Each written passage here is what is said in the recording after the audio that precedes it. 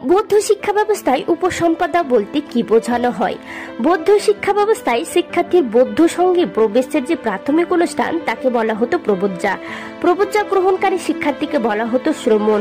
শ্রমণ অবস্থায় শিক্ষার্থীকে তার 20 বছর বয়স পর্যন্ত সঙ্গে অতিবাহিত করতে হতো। শ্রমণরা বৌদ্ধ ধর্মশাস্ত্র, ধর্মীয় রীতিনীতি, আচার অনুষ্ঠান, সকল আনুষঙ্গিক নিয়মাবলী শিখে পরিপূর্ণ ধর্মীয় দীক্ষা লাভের পর একজন পূর্ণ ভিক্ষু হওয়ার যোগ্য কিনা তা পরীক্ষা করা হতো। যদি সে যোগ্য প্রমাণিত হতো তাহলে তাকে উপসম্পদা অনুষ্ঠানের মাধ্যমে পরিপূর্ণ ভিক্ষুতে রূপান্তরিত করা হতো। সুতরাং উপসম্পদা হলো একজন শ্রমণ শিক্ষার্থীর পূর্ণ বৌদ্ধ ভিক্ষুতে রূপান্তরিত হওয়ার এক অনুষ্ঠান। এই উপসম্পদা অনুষ্ঠানটি একটি সীমা নামক সুনির্ধারিত পবিত্র স্থানের মধ্যে সম্পাদিত হতো। গৌতম বুদ্ধের আমলে মোট 8টি পদ্ধতিতে শ্রমণ ভিক্ষুকদের উপসম্পদা দান করা হতো।